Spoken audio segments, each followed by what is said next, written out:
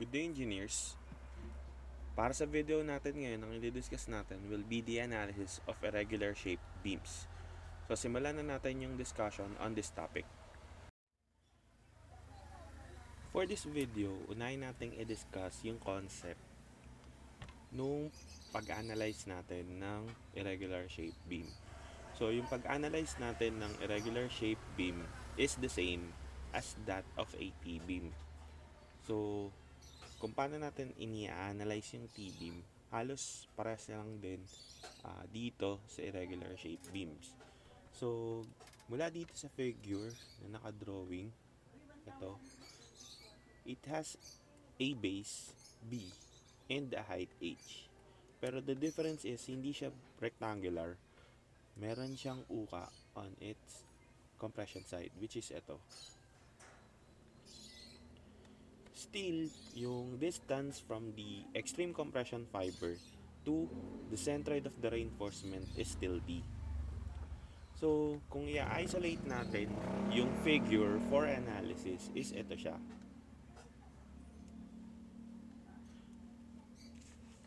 So, dito manggagaling yung moment capacity natin for this beam. So, as you can see, we just assume a value of A. Hindi natin sigurado kung tama yung pagkaka-assume or tama na agad tong A natin kasi kailangan natin i-verify through the calculation. So, we have assumed na yung A is lalagpas dun sa uka. And syempre, kukunin natin yung AS from our original figure, whereas syempre yung AS pa rin yan is still the area of the bar times N, or N times the area of the bar. Yun at yun pa rin yung AS na kukunin natin. So since parehas lang naman sila ng analysis ng T-beams, and also same pa rin naman to from the analysis of rectangular shaped beams, ang pinagkaiba lang is may uka yung mismong beam natin. So from the concept of the rectangular beam, yung stress diagram at strain diagram natin is hindi nagbabago. So as you can see here, this is still the stress diagram. Tapos ito pa rin yung strain diagram niya. So mapapansin nyo, yung compressive stress pa rin natin dito sa diagram na to is still 0.85 of F prime C, and we still have the compression and the tension. So yung tension, cause pa rin siya ng steel area natin or the steels.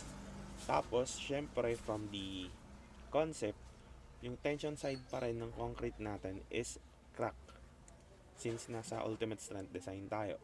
Then dako tayo dun sa strain diagram niya.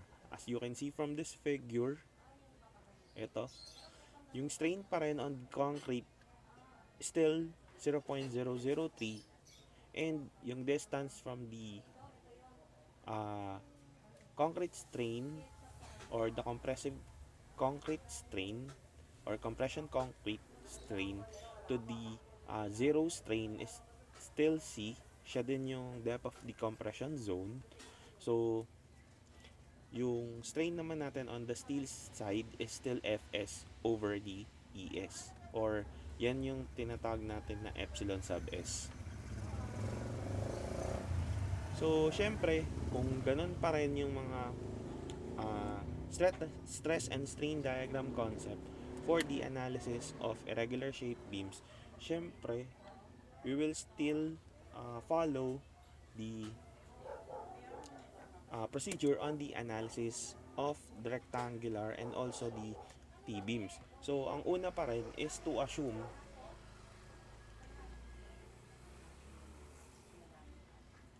the steel yields, or we assume that all steels are yielding.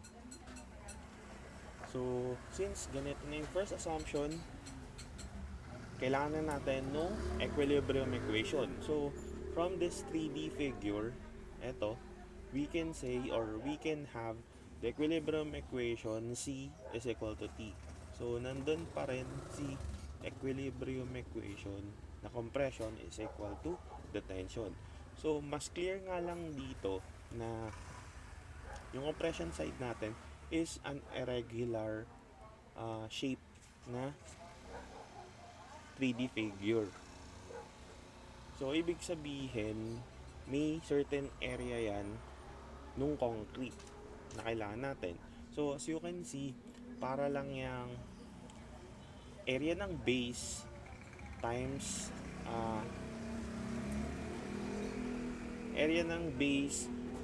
the height of the figure. Kasi ganun natin sinosolve yung 3D. So, yung volume, so syempre kukunin natin yung volume kasi sa compression. Volume ng compression is equal to the tension yan. So, yung volume kasi ng compression, ang equation ng volume is equal to the area of the base times the height.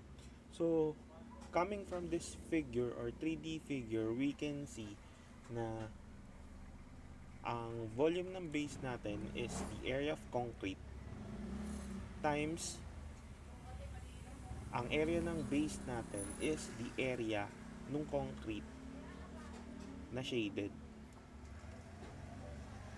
So, ito siya.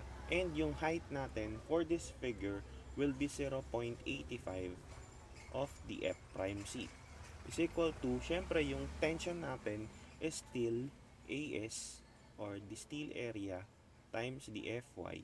So, Fy yung gagamitin natin since we assume that steel yields. So, arranging this term, we can have the area of concrete which is equivalent to the AS times Fy divided by 0.85 of the F prime C. So, yan ngayon yung area ng concrete na kailangan nating i-satisfy for this given 3D dimension. So, ngayon, paano natin malalaman yung depth of compression block na A? So, syempre, kakailanganin natin yung area nung concrete. So, kaya kukunin natin yung figure na to para malaman kung ano yung area nung concrete natin. Siya. So, to get the value of the area of the concrete, hahatiin natin yung figure on 3 parts. Meron tayong figure 1, yung rectangle na to, figure 2 na rectangle na to, and figure 3, yung triangle na to. So, for the area of concrete, we will have area ng concrete is equal to area sub 1 plus the area sub 2 plus the area sub 3. Whereas, for the area sub 1, we have x sub 1 times y sub 1. So, ito siya. Then, for the area sub 2, so, yung rectangle sa baba, so, we have here b times y sub 2. And for the area sub 3, we can now have, so, yung triangle yun, ito. Of those dimension, we can have 1/2 times the base, which is x sub 2 minus x sub 3 times the height y sub 1. So, ayan na yung tatlong areas. So, substitute natin on the original equation, we can have a sub c, which is equivalent to a value x sub 1 times y sub 1 plus b times y sub 2 plus 1/2 times x sub 2 minus the x sub 3 times y sub 1. So, yan ngayon yung ating area ng concrete. Pero nasaan si A? Yung depth of compression block natin. Si A, we can take that as, kasi ito mismo yung A eh. So, ibig sabihin, we can say, kung given yung y sub 1 dyan, we can say na yung y sub 2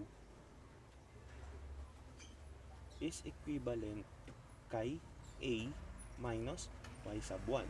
So, if we substitute this A to the original equation, we can have AC is now equivalent to the x sub 1 times the y sub 1 plus B times A minus y sub 1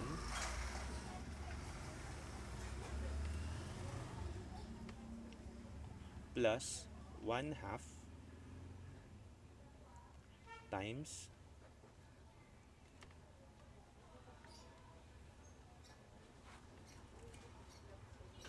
x sub 2 minus x sub 3 times y sub 1.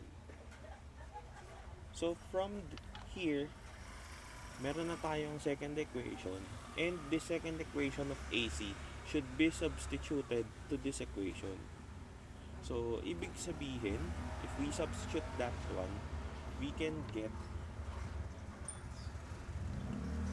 x sub 1 times y sub 1 plus B times A minus y sub 1 plus 1/2 times x sub 2 minus x sub 3 times y sub 1. Tapos, that is equal now to the AS Fy over 0.85 of our F prime C. So, from this equation, makakakuha tayo ng A. At, syempre, yung C natin is makukuha natin from A over beta 1. So, from here, kailangan natin i-verify ngayon yung yielding ng steel. So, ibig sabihin, we will have Fs, or we have to check the Fs coming from the strain diagram. So, kung galing yan ng strain diagram and yan yung derived natin from our previous topic on the analysis of rectangular shaped beams, so ibig sabihin, pwede natin gamitin pa rin dyan yung Fs is equal to 600 times D minus the C over C. So, from this one, since ito na siya, yung 600D minus C, kapag ito, ang Fs natin is greater than or equal to Fy, therefore, steel yields at yung assumptions natin is correct. But if Fs is lesser than our Fy, syempre, still does not yield to. So, ibig sabihin, kailangan natin ulitin yung computation natin at yung Fy dito sa equation na to is kailangan nating baguhin into a value 600 D minus C over C. Ibig sabihin, C is unknown at yung A dito is papalitan mo ng beta 1C para yung C yung una nating makukuha dun sa equation natin. So, after verifying yung Fs, syempre, kailangan mong i-verify ngayon yung value ng A mo. Kung yung assumption mo is correct on the height of A. So, kailan natin nalalaman kung tama yung assumption natin nung A value? Kapag, for example, dito sa figure na to, syempre, kailangan yung A value natin is mas malaki kaysa kay Y sub 1. So, kung ang A value natin is mas malaki kaysa kay Y sub 1, ibig sabihin, tama yung inassume mo na lalagpas siya dun sa uka. Pero kapag ang A na lumabas is mas mababa or equal kay Y sub 1, kailangan natin ulitin yung calculation from a different figure or from a different perspective. Ibig sabihin, ang mangyayari na lang is puputulin natin yung figure hanggang dito. So, let's say mas mababa pa sa y sub 1 yung nakuha natin. So kailangan mong putulin yung figure hanggang dito. So etong nasa baba na to is hindi na siya kasama. So ito lang ngayon yung figure na kailangan mong isolve. So yun yung tamang pagko-correct nung assumptions natin kung sakali man na ma-prove from the calculations na mali yung assumptions natin. So after correcting all the assumptions dun sa figure natin at makuha na natin yung proper values of A and yung proper values of C, we can now get the values of the net tensile strain or yung epsilon sub t, syempre. So yan yung net tensile strain pa rin.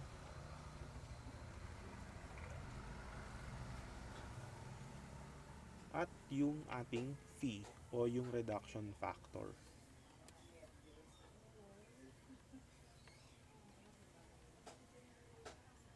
So yung epsilon sub t na yun is still ganun pa rin. Syempre parehas lang naman yung strain diagram. Kahit sabihin natin may ukayan, yung strain diagram natin hindi nagkakaroon ng ukayan.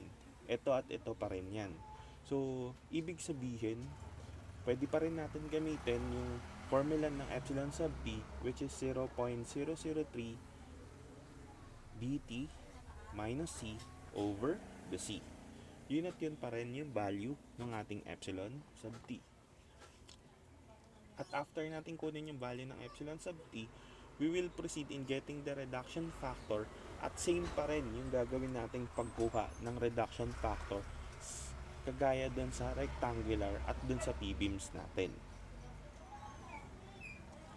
So after nun na makuha natin sa epsilon sub t at yung reduction factor natin, kailangan na natin gamitin itong figure na to for getting the centroid naman nung compression block natin. So for example, tama yung ginawa natin on or tama yung inassume natin na value ni A. So ibig sabihin valid tong figure na to. So kung kukunin natin yung centroid ng compression block, we just have the value or we will get that value using the Varignon's theorem. So syempre yung Varignon's will be y bar is equal to a1 y bar 1 plus a2 y bar 2 plus a3 y bar 3 divided by the total area. So ibig sabihin, kung hihimay-himay natin dun sa figure, ang value niya will be y bar is equal to x sub 1 times y sub 1 times y bar 1 plus the area 2, which is b,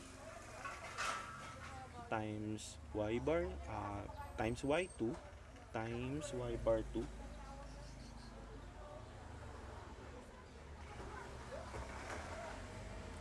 plus the 1/2 times x sub 2 minus x sub 1 times y1 times the 2/3 of y bar 3 or 2/3 of y1. So ibig sabihin yun yung y bar 3 natin. So that is 2/3 of y1 or 2/3 of y1, sorry. That is divided by the area total, which is x sub 1 times y sub 1 plus b times y sub 2 plus 1/2 times x sub 2 minus x sub 1 times y sub 1. So ito na yung ating y bar. And upon getting this y bar, ito kasi yung makakatulong sa atin to get our nominal moment capacity. Kasi yung Y bar na yan, nandito yan. Let's say, andito siya Y bar. So, as you can see from the figure, pwede nating gawing moment arm, yung Y bar na yun. Kasi nakuha na natin yung centroid. Ibig sabihin, dyan dadaan si C. Tapos nandito si T. So that means, etong distance na to will be their moment arm. So this is the D minus the Y bar. So we can say na the nominal moment capacity for our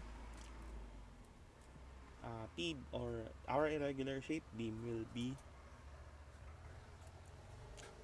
AS. So pwede natin siyang kunin on the tension side.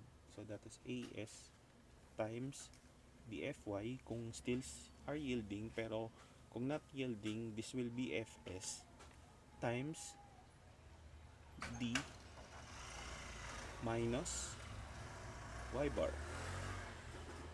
And syempre, to get the ultimate moment capacity, we have here the reduction factor times the nominal moment capacity. So, ganun lang yung procedure and concepts regarding the analysis of our irregular shape beams. So, yun lang yung para sa video na to on the concept of the analysis of irregular shape beams. Again, this is Engineer Rodolfo. Thank you for watching and don't forget to subscribe to Butch TV.